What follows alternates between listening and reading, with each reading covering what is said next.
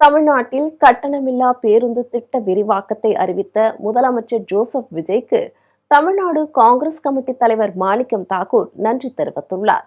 இது தொடர்பாக அவர் வெளியிட்டுள்ள எக்ஸல பதிவில், தமிழ்நாட்டில் வெற்றி பயணம் கட்டணமில்லா பேருந்து திட்ட விரிவாக்கத்தை அறிவித்த முதலமைச்சர் விஜய்க்கு மனமார்ந்த நன்றிகளும் வாழ்த்துக்களும் கூறியுள்ளார். தெலுங்கானாவில் மாவட்டங்களுக்கு இடையேயான பயணம் இன்று நாடெங்கும் சமூக நீதிக்கான புதிய பாதையை அமைத்துக் கொடுத்துள்ளது.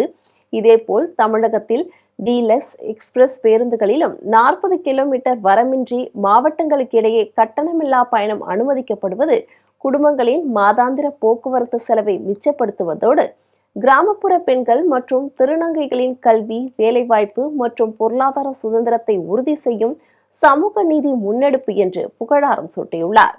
காந்தியடிகளின் பிறந்த நாளான அக்டோபர் 2 முதல் இந்த திட்டம் தொடங்குவது கூடுதல் சிறப்பு என குறிப்பிட்டுள்ள மாணிக்கம் தாக்கூர், இதேபோல் தெலுங்கானாவிலும் மகளிருக்கான இலவச பேருந்து சேவையை டீலக்ஸ் மற்றும் ஏசி பேருந்துகளுக்கும் விரிவுபடுத்த முன்னோடியாக திகழ வேண்டும் என முதலமைச்சர் ரேவந்த் ரெட்டியை வலியுறுத்தியுள்ளார்.